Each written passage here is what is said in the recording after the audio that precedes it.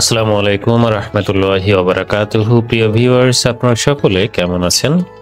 আশা করি আপনারা সকলে ভালো আছেন। নতুন একটি আপডেটেড টিউটোরিয়ালে আইসিটি জোনের পক্ষ থেকে আপনাদের সকলকে স্বাগত জানাচ্ছি।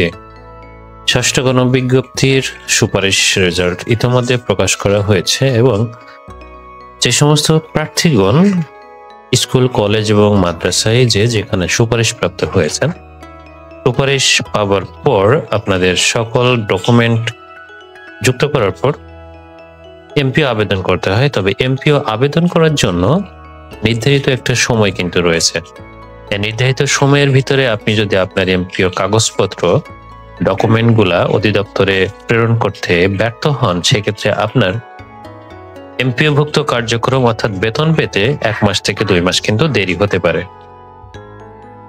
স্কুলের ক্ষেত্রে এটা বকেয়া পাওয়া যায়, বাট মাদ্রাসার ক্ষেত্রে কিন্তু কোনো বকেয়া পাওয়া যায় না।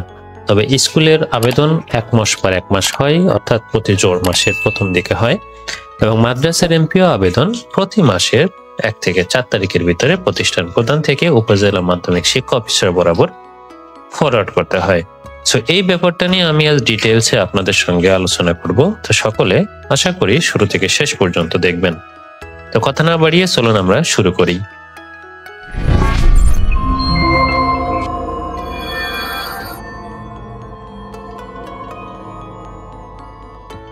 তো সর্বপ্রথম আমরা স্কুল এবং কলেজের ব্যাপারটা নিয়ে আলোচনা করি। স্কুল এবং কলেজে যে সমস্ত হবু শিক্ষকগণ সুপারিশপ্রাপ্ত হয়েছেন, তাদের এমপিও মাসের আবেদন জোড়া মাস সমূহে করতে হয়। অর্থাৎ ফেব্রুয়ারি আছে, এপ্রিল রয়েছে,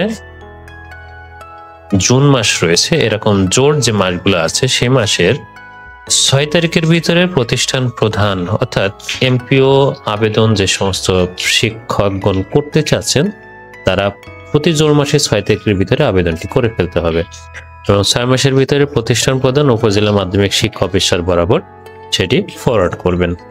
উপজেলা মাধ্যমিক শিক্ষা অফিসার সবকিছু যাচাই বাছাই করে প্রতি জোড় মাসের অর্থাৎ একই মাসের 12 তারিখের ভিতরে জেলা শিক্ষা অফিসার বরাবর প্রেরণ করবেন। উপজেলা মাধ্যমিক শিক্ষা অফিসার এক্ষেত্রে আপনার মূল ডকুমেন্টগুলো দেখতে চাইতেও পারে, এটা অঞ্চলভেদে হতে পারে, তবে এটা কোনো সমস্যা না। তবে অবশ্যই অর্থনৈতিক লেনদেন থেকে বিরত থাকবেন।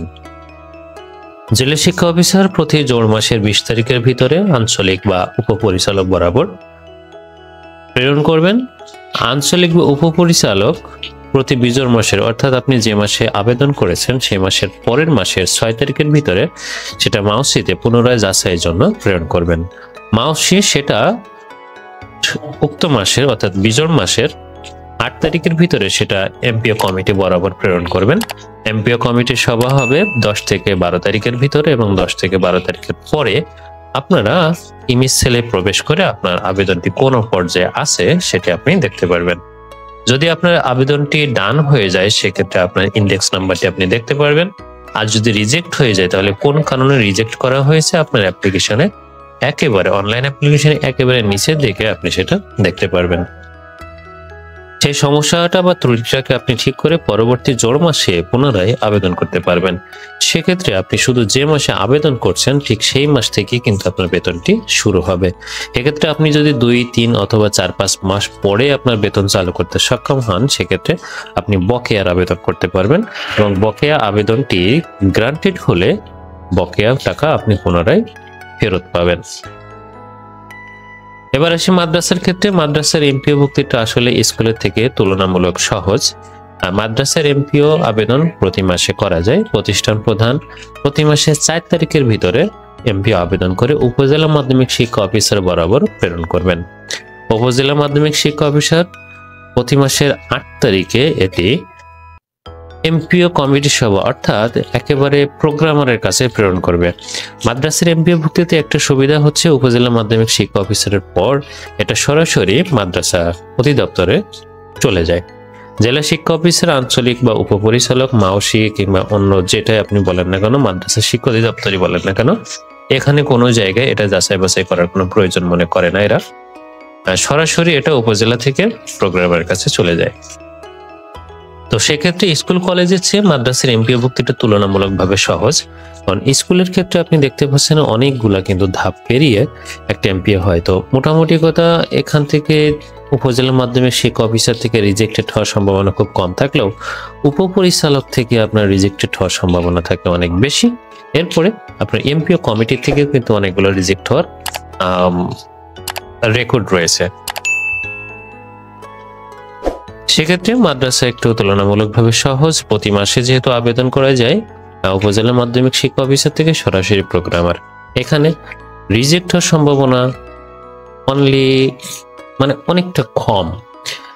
এবং মাদ্রাসার আরেকটি সুবিধার ভিতরেও আরেকটি সমস্যা রয়েছে, সেটি স্কুলে আপনি 2 থেকে 3 মাস পর যদি এমপিওভুক্ত হয় সেক্ষেত্রে কিন্তু আপনি বকেয়ার আবেদন করতে পারবেন বা বকেয়া পাবেন, কিন্তু মাদ্রাসায় বকেয়ার কোনো নিয়মটা নাই।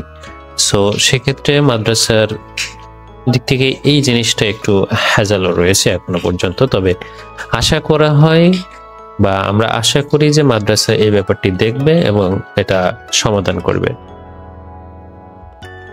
এই ছিল আজকের মতো। সকলে ভালো থাকবেন, সুস্থ থাকবেন।